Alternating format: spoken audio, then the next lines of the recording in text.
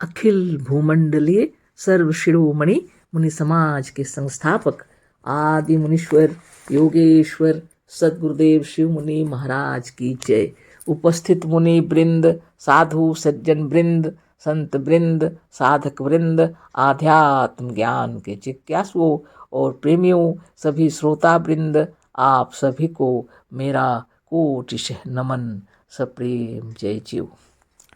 तो आध्यात्मिक चर्चा चल रही है और हम लोग सदगुरुदेव शिव मुनि महाराज रचित ग्रंथ ईशावास्य उपनिषद का निष्पक्ष भाष्य के अंतर्गत आज अध्याय 10 पर चर्चा करेंगे। शीर्षक दिए हैं गुरुदेव वेद के वे मंत्र।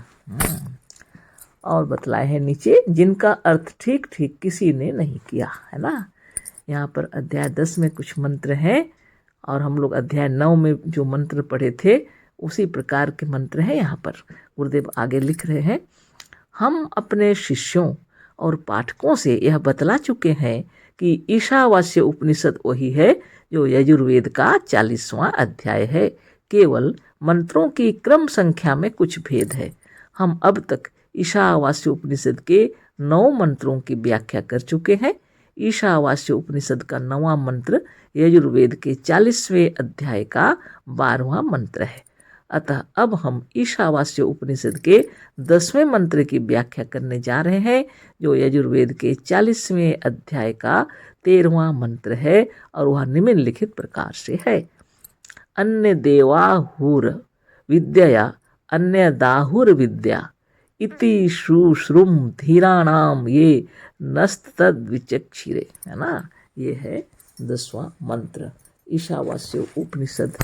गुरुदेव कह रहे हैं ईशावास्य उपनिषद वही है जो यजुर्वेद का 40वां अध्याय है। केवल मंत्रों की क्रम संख्या में कुछ भेद है। हम अब तक ईशावास्य उपनिषद के 9 मंत्रों की व्याख्या कर चुके हैं। इससे पहले हम लोग 9वें मंत्र ईशावास्य उपनिषद के 9वें मंत्र पर व्याख्या कर चुके हैं और चर्चा भी हम लोग कर चुके हैं। अब ईशावास्य उपनिषद का 9वां मंत्र जो है यजुर्वेद के 40वें अध्याय का 12वां मंत्र है ना, जो हम लोग पहले चर्चा किए वो ईशावास्य उपनिषद का जो 9वां मंत्र, लेकिन वास्तव में यजुर्वेद के 40वां अध्याय ही ईशावास्य उपनिषद है और यजुर्वेद के 40वें अध्याय में यह मंत्र का क्रम 12वां मंत्र में आता है। अब आगे गुरुदेव कह रहे हैं हम ईशावास्य उपनिषद के 10वें मंत्र की व्याख्या करने जा रहे हैं जो यजुर्वेद के 40वें अध्याय का 13वां मंत्र है। इसको ठीक से देख लीजिए, तब आपको मंत्र को ढूंढने में दिक्कत नहीं होगी। गुरुदेव का कहना है ईशावास्य उपनिषद वही है जो यजुर्वेद का 40वां अध्याय है। केवल मंत्रों की क्रम संख्या में कुछ भेद है ना। तो अब हम अब तक ईशावास्य उपनिषद के 9 मंत्रों की व्याख्या कर चुके हैं। ईशावास्य उपनिषद का 9वां मंत्र यजुर्वेद के 40वें अध्याय का 12वां मंत्र है। अतः अब हम ईशावास्य उपनिषद के 10वें मंत्र की व्याख्या करने जा रहे हैं जो यजुर्वेद के 40वें अध्याय का 13वां मंत्र है।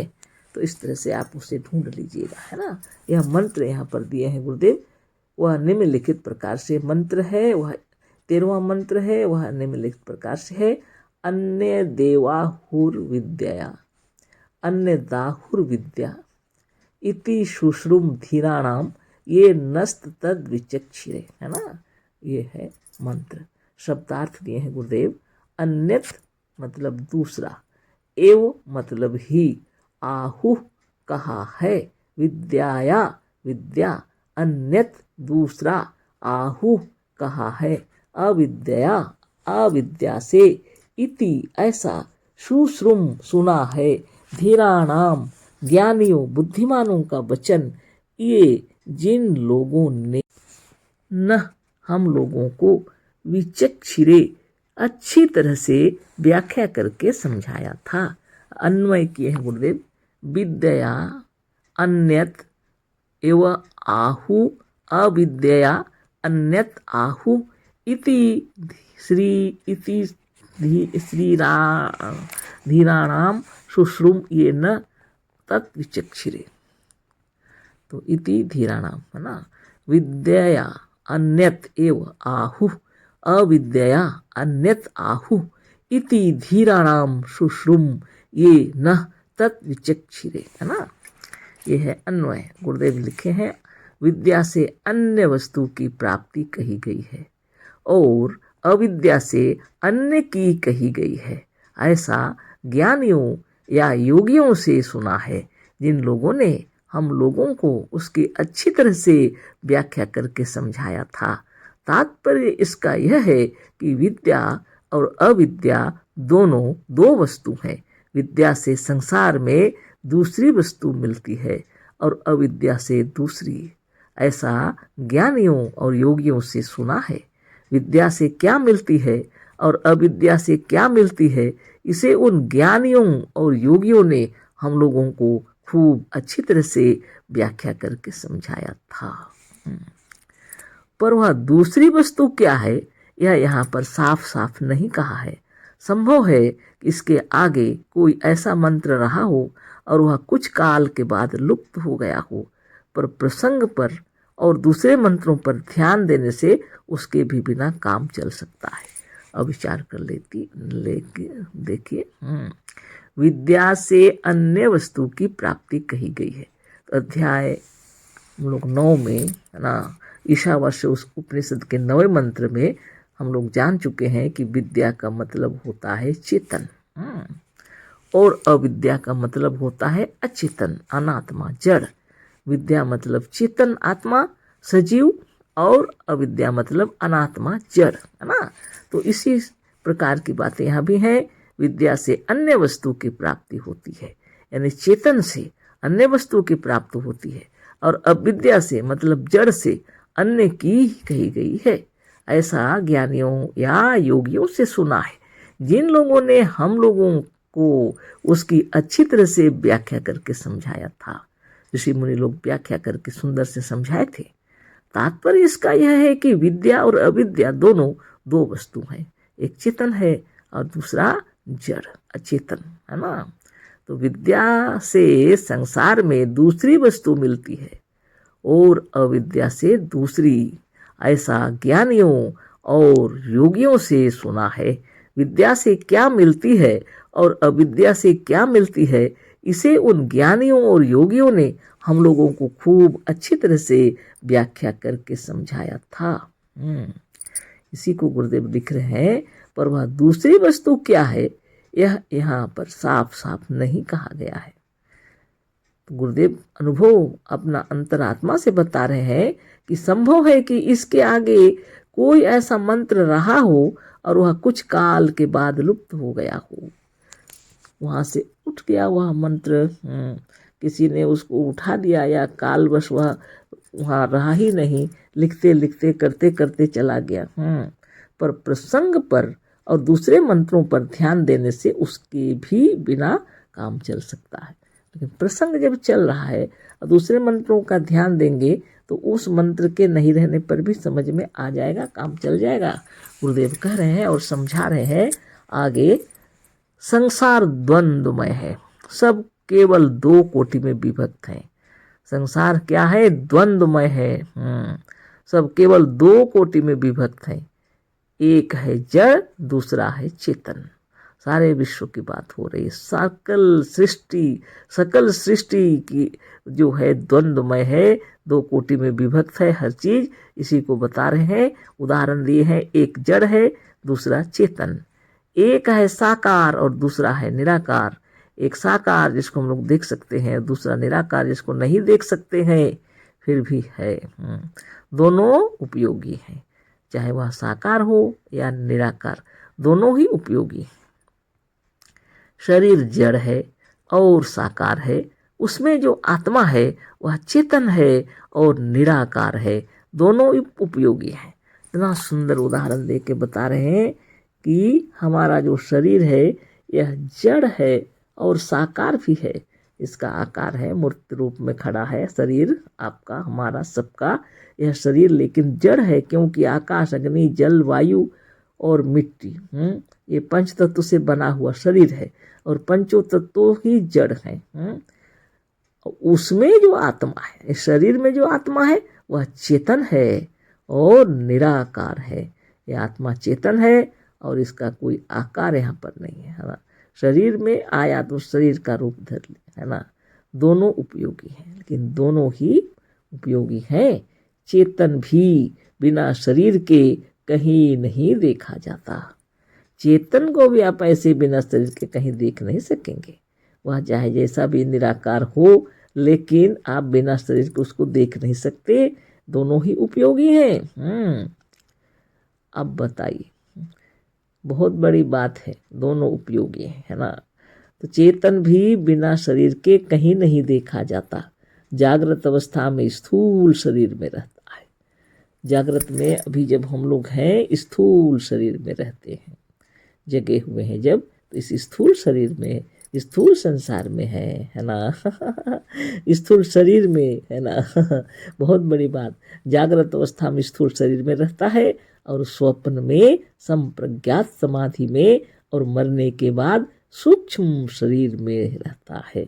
मतलब यह कि बिना शरीर के कभी नहीं रहता है ना। यह आत्मा, आपकी आत्मा, हमारी आत्मा, सबकी आत्मा है ना, जागृत अवस्था में स्थूल शरीर में रहती है और स्वप्न या संप्रज्ञात समाधि में मरने के बाद सूक्ष्म शरीर में रहती है। मतलब यह कि बिना शरीर के यह आत्मा कभी नहीं रहती। हमारी रची हुई पुस्तक सूक्ष्म शरीर, सूक्ष्म लोक, स्वर्ग और मृत्यु का रहस्य मांगा कर देखें, है ना। उसमें सूक्ष्म शरीर का वर्णन विस्तार से है। आप मंगा करके आप लोग पढ़ लीजिएगा। और ये जो यजुर्वेद सूक्ष्म का जब हम लोग पढ़े थे गुरुदेव का, ये सब तो पहले भी पढ़े थे हम लोग, फिर भी पढ़ लेते हैं ना। शरीर बिना आत्मा के कुछ नहीं कर सकता, सबको पता है। यह शरीर में अगर आत्मा न हो, शरीर क्या काम करेगा? कुछ नहीं, है ना। शरीर बिना आत्मा के कुछ नहीं कर सकता। इसी तरह से आत्मा भी जो कुछ करती है शरीर द्वारा करती है। वह शरीर चाहे स्थूल हो या सूक्ष्म, ना। जिस प्रकार से बिना शरीर, बिना जिस प्रकार से शरीर बिना आत्मा के कुछ नहीं कर सकता, उसी तरह से आत्मा भी जो कुछ करती है शरीर द्वारा ही करती है। वह शरीर चाहे स्थूल हो या सूक्ष्म। जैसा एक आत्मा का शरीर है, उसी तरह से सब आत्माओं को मिलाकर समष्टि आत्मा का शरीर यह स्थूल संसार है। खूब सोच लीजिए, जैसे एक आत्मा का शरीर है यह हमारा शरीर, उसी तरह से सब आत्माओं को मिलाकर, सभी आत्माओं को मिलाकर समष्टि आत्मा का जो शरीर है वह स्थूल संसार है। शरीर की तरह संसार भी स्थूल और सूक्ष्म दोनों है। शरीर की तरह ही संसार भी स्थूल और सूक्ष्म दोनों है, पर है दोनों संसार ही। चाहे स्थूल हो या सूक्ष्म, दोनों ही संसार ही है। जैसे एक व्यष्टात्मा बिना शरीर के कुछ नहीं करती, जो कुछ करती है शरीर से करती है। उदाहरण सुंदर से दिए हैं, समझा रहे हैं गुरुदेव। एक व्यष्टि माने एक आत्मा जैसे बिना शरीर के कुछ नहीं करती, उसी तरह से समष्टि आत्मा जो काम करती है वो शरीर से ही करेगी। तो यह संसार है शरीर समष्टि आत्मा का, है ना। वह चाहे स्थूल हो या सूक्ष्म, साकार हो या निराकार, ठीक इसी तरह से समष्टि आत्मा भी जो कुछ करती है संसार में करती है। वह चाहे स्थूल हो या सूक्ष्म, साकार हो या निराकार, दोनों उपयोगी है। वह चाहे चेतन हो या अचेतन। अपने नवे मंत्र का अर्थ करते हुए वहाँ जो विद्या और अविद्या का अर्थ लिखा है उसे देख लें। तो गुरुदेव लिखे हैं जो मंत्र, उसका जो अर्थ हम लोगों ने देख लिया है और उसको जान भी चुके हैं, है ना। तो इस तरह से गुरुदेव समझा के हम लोग को बता रहे हैं कि विद्या और अविद्या, देखिए इसमें भी अतः विद्या का अर्थ हुआ चेतन, सजीव या आत्म विद्या, और इस धातु से बने अविद्या शब्द का अर्थ होगा जड़, निर्जीव या अनात्मा। 9वें अध्याय में हम लोग पढ़ चुके हैं। और इस तरह से हम लोग को पता चल गया कि विद्या का मतलब है चेतन, सजीव, है ना, और अविद्या का मतलब है जड़ या अनात्मा। तो ये इसी जड़ चेतन का वर्णन इस मंत्र में है। सारा संसार जड़ चेतनमय है, अतः जड़ चेतन का वर्णन हो जाने से संसार का वर्णन हो जाता है। और चर्चा चल रही है, और ये ईशावास्य उपनिषद का 10वां मंत्र है और यजुर्वेद के 40वें अध्याय का यह 13वां मंत्र है ना। मंत्र को पढ़ देते हैं, चर्चा तो चल ही रही है। अन्य देवाहुर्विद्या अन्य दाहुर्विद्या इति शुश्रुम धीराणाम ये नस्तद विचक्षिरे, है ना। इसी मंत्र की चर्चा हो रही है और इसका अर्थ है विद्या से अन्य वस्तु की प्राप्ति कही गई है और अविद्या से अन्य की कही गई है।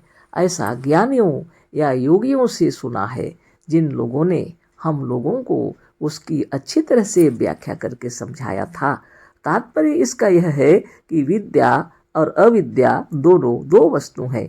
विद्या से संसार में दूसरी वस्तु मिलती है और अविद्या से दूसरी। ऐसा ज्ञानियों और योगियों से सुना है। विद्या से क्या मिलती है और अविद्या से क्या मिलती है, इसे उन ज्ञानियों और योगियों ने हम लोगों को खूब अच्छी तरह से व्याख्या करके समझाया था। इसी संदर्भ में आगे चर्चा होगी। इसी जड़ चेतन का वर्णन इस मंत्र में है। सारा संसार जड़ चेतनमय है, अतः जड़ चेतन का वर्णन हो जाने से संसार का वर्णन हो जाता है। यहाँ इस मंत्र में जो अविद्या और विद्या का वर्णन है वह जड़ और चेतन का नाम है। हमने 9वें मंत्र का अर्थ करते हुए भी विद्या और अविद्या का अर्थ किया है। इस मंत्र में भी जो विद्या शब्द है वह व्याकरण के अनुसार चुरादि गण के विद चेतनाख्यान निवासेषु धातु से बना है। तात्पर्य यह है कि यहाँ इस मंत्र के विद्या शब्द का अर्थ है चेतन या चेतना और अविद्या का अर्थ है जड़, अनात्मा, निर्जीव या अचेतन। सद्गुरुदेव श्री मुनि महाराज की जय।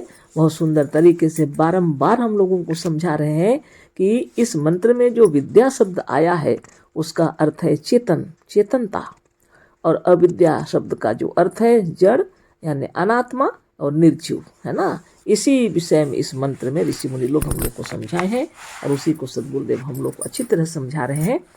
यहाँ इस मंत्र में यह बतलाने का यत्न किया जा रहा है कि आत्मवादी जो यह कहते हैं कि केवल आत्मज्ञान से या आत्मा की उपासना से जड़ संसार, जड़ विज्ञान और जड़ शरीर तथा शरीर विज्ञान की उपेक्षा करके भी सब कुछ मिल जाएगा, यह बात नितांत असत्य है ना। बहुत ही सोचनीय, विचारणीय, गंभीर विषय है यह, है ना। आप सोच लीजिए, महात्मा लोग बता रहे हैं हम लोगों को केवल आत्मज्ञान से या आत्मा की उपासना से यानी जड़ संसार, जड़ विज्ञान यानी साइंस और जड़ शरीर तथा शरीर विज्ञान की उपेक्षा करके भी सब कुछ मिल जाएगा, यह बात नितांत असत्य है। यानी जड़ विज्ञान का भी हमें उपेक्षा नहीं करना चाहिए, जड़ शरीर की भी उपेक्षा नहीं करनी चाहिए, है ना।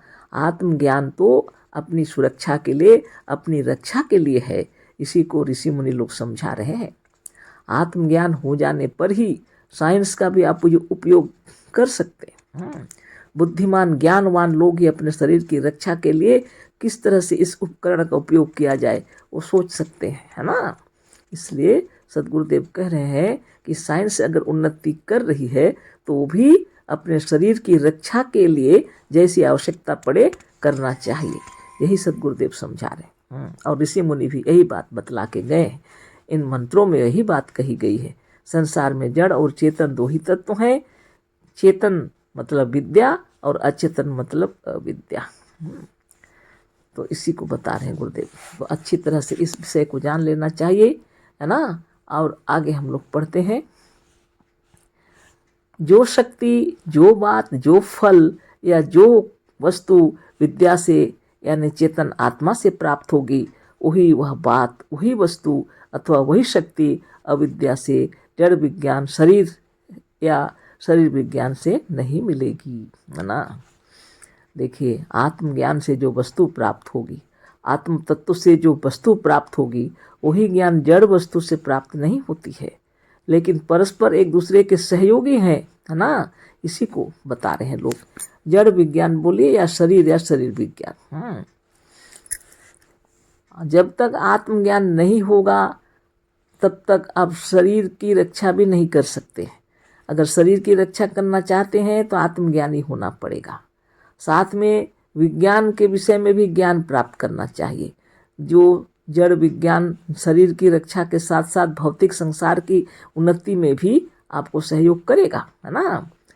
इसीलिए कहते हैं कि सिर्फ आत्मज्ञान से ही सब कुछ प्राप्त हो जाएगा, ऐसी बात नहीं है। जड़ विज्ञान का भी ज्ञान होना चाहिए, है ना। तो इसी को यहाँ बताया जा रहा है। जो वस्तु मतलब या शक्ति जड़ पदार्थ से मिलती है, देखिए यहाँ पर फिर से हम पढ़ देते हैं।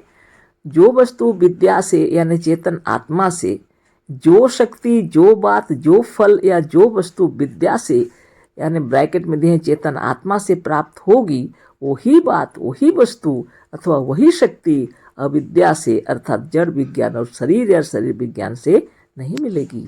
क्योंकि विद्या से जो वस्तु या शक्ति मिलती है वह दूसरी है और अविद्या से जो मिलती है वह दूसरी है।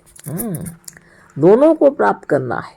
दोनों वस्तु में एक ही से नहीं मिलेंगी, दोनों वस्तु में एक ही से नहीं मिलेंगी। दोनों को प्राप्त करना है तो दोनों को समझना पड़ेगा। यही इस मंत्र का तात्पर्य है। विद्या और अविद्या दोनों को लेकर चलना होगा। संसार में दो प्रकार की चीजें हैं।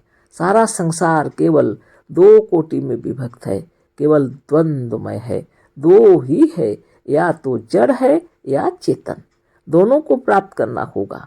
केवल एक को लेकर चलने वाला अंत में विनाश, अवनति, दुख, बंधन, अशांति और मृत्यु को प्राप्त होगा।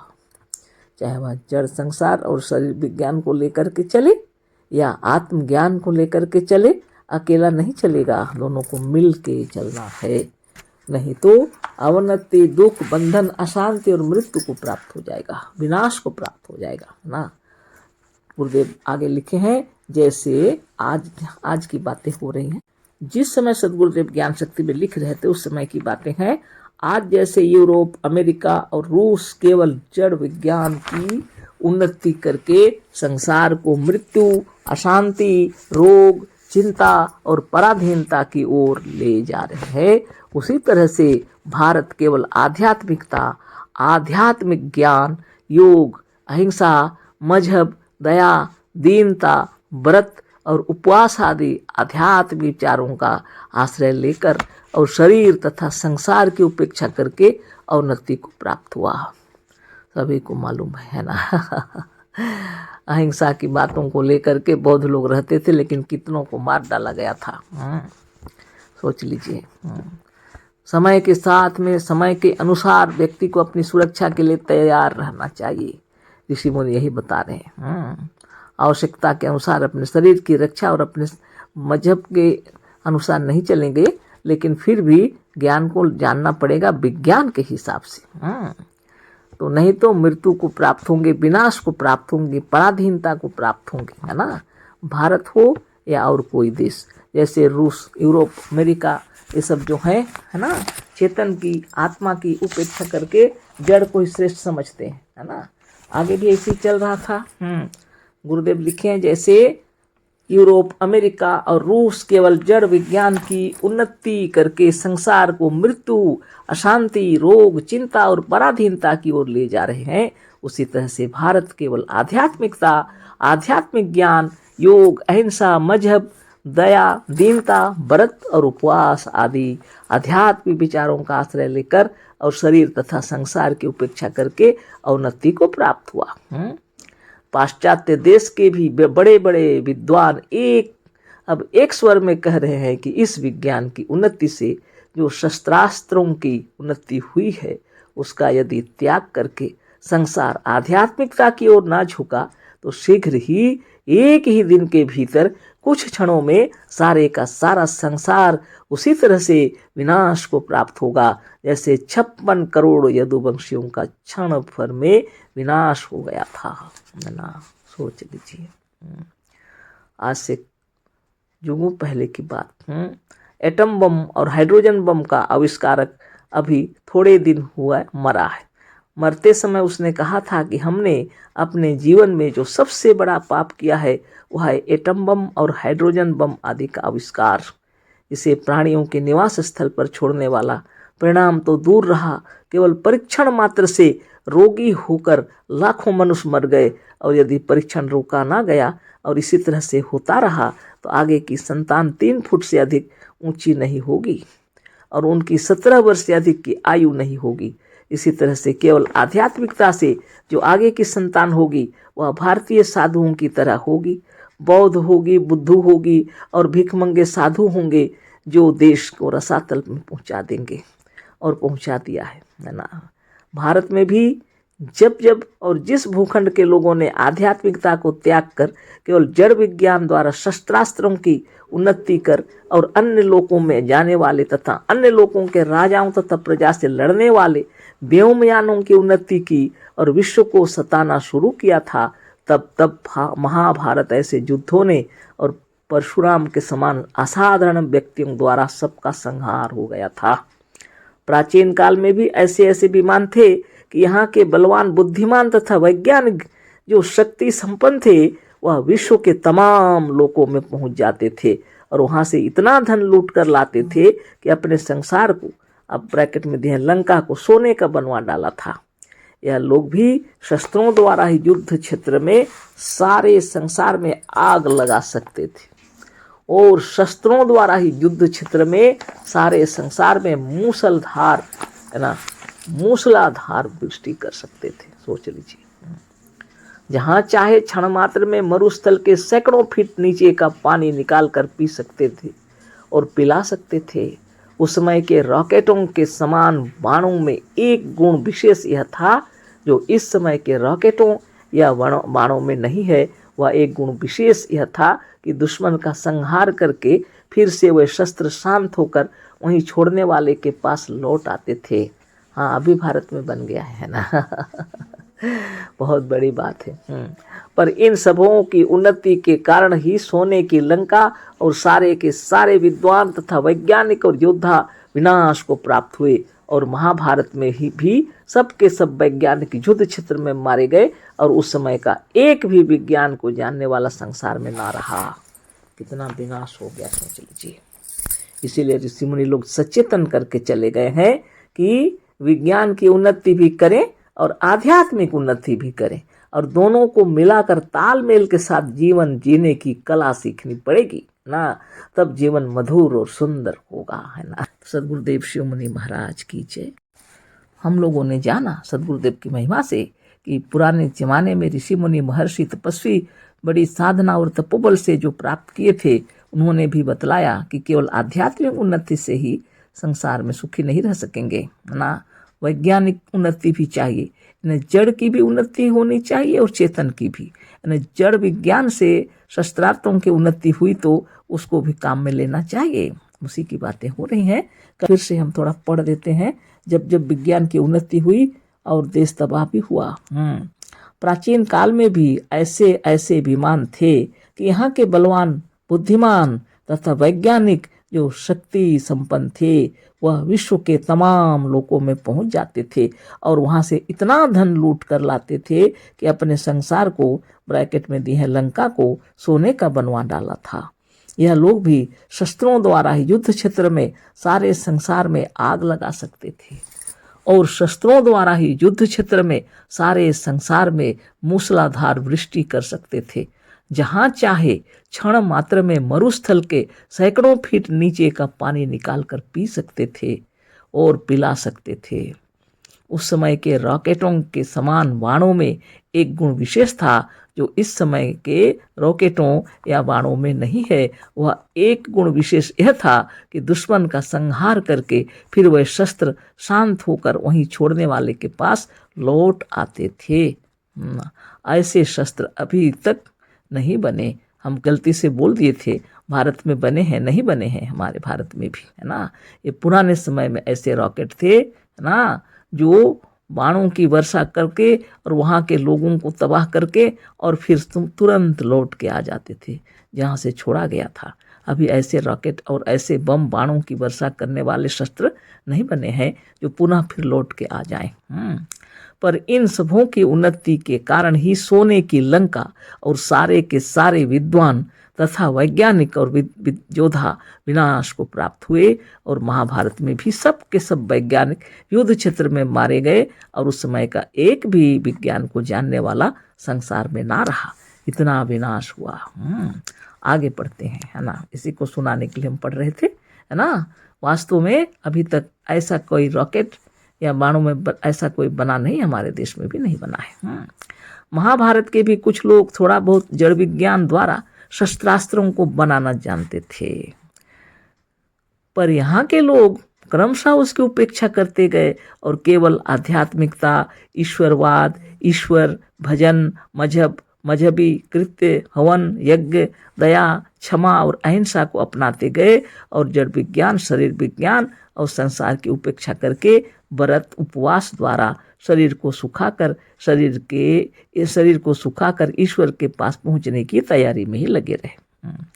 जिससे दीनहीन, मलिन, बुद्धू, भिक्षु, रोगी और निर्बल होकर मरने लगे या विदेशियों द्वारा मार डाले गए। यह तो अभी भी है हमारे देश में, चाहे जितना भी उन्नति कर जाइए, लोग व्रत उपवास करके शरीर को सुखा रहे हैं वास्तव में, है ना, और ईश्वर के पास जाने की तैयारी चल रही है। भजन कीर्तन मजहबी कार्य चलते रहते हैं, आध्यात्मिकता के नाम पर ईश्वरवाद, है ना, दया, क्षमा, हवन, यज्ञ सब चलते रहते हैं, है ना। वास्तव में चलने से कोई मना नहीं है, लेकिन जड़ विज्ञान द्वारा शस्त्रास्त्रों को बनाना जानते थे तो उनको भी तो सहयोग करना चाहिए ना, उनकी उपेक्षा कर दिए, जिसकी वजह से हमारे देश में नहीं बन पाया। अभी कुछ कर रहे हैं, है ना। तो ये सब हुआ है समय समय पर, है ना। सदगुरुदेव की महिमा से हम लोग को मालूम हो रहा है कि सिर्फ जड़ विज्ञान की उन्नति से भी संसार में शांति नहीं होगी, कि केवल आध्यात्मिक उन्नति से भी नहीं, दोनों को मिलाकर चलना चाहिए। ये ऋषि मुनि समझा करके गए हैं, है ना। आगे हम लोग पढ़ते हैं, यह सब होने पर भी किसी ने वेद के इस मंत्र की ओर ध्यान नहीं दिया, जिसमें यह कहा गया है कि अंधनतमः प्रविशन्ति ये अविद्यामुपासते ततो भूय इव ते तमे यह ओ विद्यायामृतः।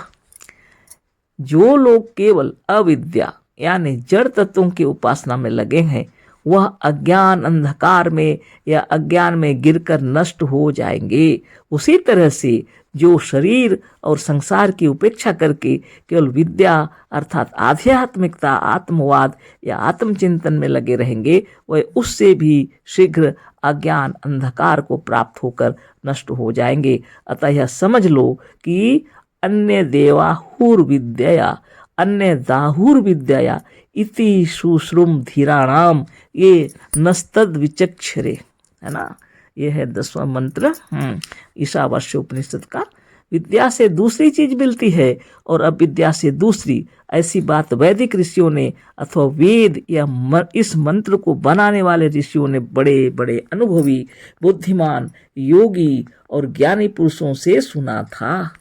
ब्रैकेट में लिखे हैं आगे, इससे यह भी प्रकट है कि वेद भी मनुष्यों के बनाए हैं, ईश्वर के नहीं, ना। ब्रैकेट पर वास्तव में वेद मंत्रों को लोग ईश्वरकृत मानते हैं, लेकिन गुरुदेव सिद्ध करके प्रमाणित करके बता रहे हैं कि वे वेद भी मनुष्यों के ही बनाए हुए हैं, ईश्वर के नहीं।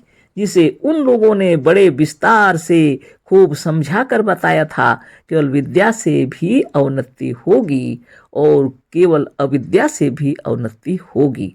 विद्या मतलब चेतन आत्मा की उन्नति आध्यात्मिक, और अविद्या मतलब अचेतन जड़ की उन्नति। तब क्या किया जाए, है ना। इसे आगे के मंत्र में वेद को बनाने वाले मुनियों ने इस उपनिषद के 11वें मंत्र में और यजुर्वेद के 40वें अध्याय के 14वें मंत्र में कह दिया है, जो निम्नलिखित प्रकार से है। तो अभी जो मंत्र है यह अगले अध्याय के हिसाब से था, लेकिन इसी अध्याय में दे दी है ना। विद्याम च विद्याम श यस्तद वेदो भयम सह अविद्या मृत्यम तीर्त्वा विद्यामृतम श्नुते। जो लोग विद्या और अविद्या दोनों को, यह 11 मंत्र है, अर्थात जड़ विज्ञान, साइंस और शरीर विज्ञान, जड़ तत्वों का ज्ञान, शस्त्रास्त्र लोहा, सोना, कोयला, हीरा, यूरेनियम, प्लेटिनियम आदि और मिट्टी का तेल आदि जड़ तत्वों की उपेक्षा न करके, इसका भी ज्ञान प्राप्त करके इसकी भी उपासना करते हैं, इन्हें भी नए तरीकों से प्रयोग में लाने के लिए प्रयत्नशील रहते हैं। और इसी तरह से साथ ही साथ आत्मशक्ति, योग बल, योग और आत्मज्ञान को लेकर चलते हैं। और शरीर विज्ञान आदि और जड़ विज्ञान से बने हुए शस्त्रास्त्रों से अपने देश और अपने को मरने से बचावेंगे।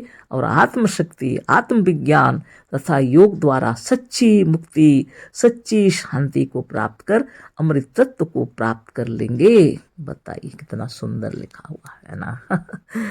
तो बहुत बड़ी बात है। तो दोनों की उन्नति होनी चाहिए, और दोनों की जब उन्नति होगी तो विद्वान लोग, ज्ञानी लोग, योगी लोग, है ना, संसार को सच्चा ज्ञान देंगे, है ना, वैज्ञानिक लोग भी और आध्यात्मिक लोग भी। और दोनों को मिल करके जब हम चलेंगे तो इस देश की उन्नति अवश्य होगी, है ना। जड़ विज्ञान की ओर से साइंस जब उन्नति करती है तो लोहा, सोना, कोयला, चांदी, यूरेनियम, प्लेटिनियम इतने प्रकार के, और तेल, मिट्टी के तेल हो या पेट्रोल, जिस तरह के जो कार्य अभी चल रहे हैं, इससे भी तो उन्नति ही हुई है ना। तो इनको प्रयोग में लाने का तरीका मालूम होना चाहिए और प्रयत्नशील रहना चाहिए। इस दिशा में भी उन्नति हो रही है निश्चित रूप से, है ना। तो गुरुदेव की महिमा से और ऋषि मुनियों की महिमा से यह ज्ञान हो गया कि सिर्फ शरीर विज्ञान से काम नहीं चलेगा, यानी जड़ विज्ञान से आध्यात्मिक उन्नति भी चाहिए। आध्यात्मिक उन्नति के साथ साथ शरीर विज्ञान, जड़ विज्ञान दोनों को चाहिए, और इससे काम लेने सके हम, जिससे संसार में जितनी उन्नति हुई है, साइंस ने जो उन्नति किए हैं उसका हम उपयोग कर सकें, है ना।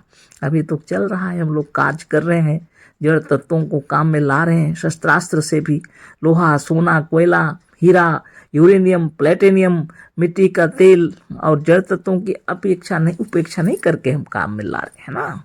तो आगे की बातें देखिए, गुरुदेव कितने सुंदर तरीके से बतला रहे हैं। जो लोग हमारे सिद्धांतों के विरोधी हैं उनसे हमें कुछ नहीं कहना है, पर हमारे जो प्रिय शिष्य हैं या ज्ञान शक्ति को बराबर पढ़ते हैं, ये ज्ञान शक्ति में ही छपा था, यादगार के लिए इसको मिटाया नहीं गया, इसको छाप दिया गया है फिर से, गुरुदेव लिखे हैं। वह खूब जानते हैं कि ज्ञान शक्ति को निकालने में हम कितना परिश्रम करते हैं, कितनी बुद्धि तथा अपने योग साधन का बल लगाते हैं। उसका 100वां हिस्सा भी इस समय संसार में अपने लेखों के लिए लगाने वाला कोई नहीं है। सब मच्छी का स्थाने मच्छी का रखते चले जा रहे हैं। अर्थात शंकराचार्य आदि पुराने भाष्यकारों ने और नवीन मैक्स मुलर और स्वामी दयानंद आदि ने जैसा अर्थ किया, उन्हीं लोगों के अर्थ और भाष्य के आधार को लेकर स्वयं भी अर्थ करते चले जाते हैं, जो सर्वथा असत्य और अशुद्ध है। हमने वेद मंत्रों का अर्थ करते हुए वेद से ही यह सिद्ध कर दिया है कि दूसरे सब लोगों का अर्थ ठीक नहीं है। वेद से ही नहीं, निघंटु और व्याकरण से भी सिद्ध कर दिया है कि सब लोगों ने वेद के इन मंत्रों का भाष्य या अर्थ गलत, अशुद्ध और असत्य किया है। हमने यह भी सिद्ध कर दिया है कि प्रसंगानुसार भी यही अर्थ सिद्ध होता है, जैसा कि हमने किया है।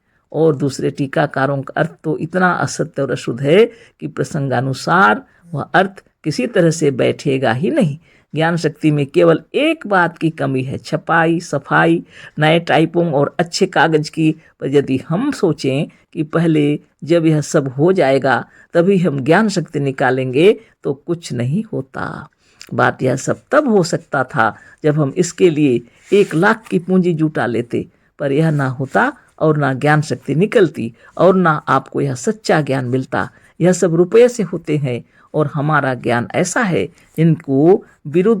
जिनके विरुद्ध सभी धनवान पुरुष हैं, जो लाखों दे सकते हैं, क्योंकि जितने धनवान हैं वह कट्टरपंथी हैं, लकीर के फकीर हैं। वह चाहे आध्यात्मिक क्षेत्र हो, मजहबी क्षेत्र हो अथवा राजनीतिक क्षेत्र हो, मतलब यह कि कट्टरपंथी धनवान और वर्तमान सरकार किसी अच्छे काम की ओर या हमारे ज्ञान की ओर फूटी आंखों भी देखने के लिए तैयार नहीं है।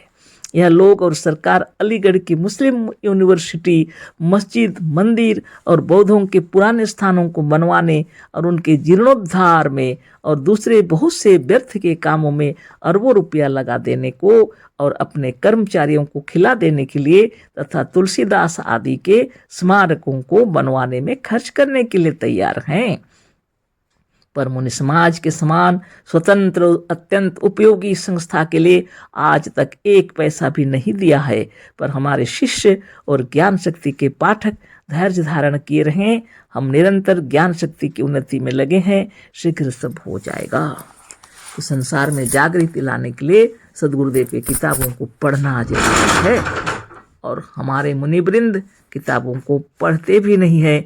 इसलिए हम किताबों को पढ़ करके और इस पर भी थोड़ा थोड़ा अपने तरफ से चर्चा किए हैं, है ना। और बहुत से मुनियों को अच्छा भी लगता है और बहुतों को तो अच्छा नहीं भी लगता है कि केवल किताबों को पढ़ के सुना रहे हैं, कह रहे हैं, है ना। अगर हम नहीं पढ़ के सुनाएंगे तो खुद पढ़ते भी नहीं, है ना। सदगुरु की महिमा बनी रहे और सब में जागृति आए और हम सब मिलकर मुनि समाज का प्रचार प्रसार करें, जिससे विश्व में शांति हो, है ना। निश्चित जरूरी है आध्यात्मिक चर्चा भी होनी चाहिए और संसार की उन्नति के लिए विज्ञान का भी सहारा चाहिए, है ना। आध्यात्म और विज्ञान दोनों मिलकर जब चलेंगे तो संसार में शांति निश्चित है ना। युद्ध की समाप्ति हो, यही सोचना चाहिए। अशेष धन्यवाद। कोटिशः नमन। अध्याय 10 पूरा हो गया। सब प्रेम जय जीव। सदगुरुदेव शिव मुनि महाराज की जय।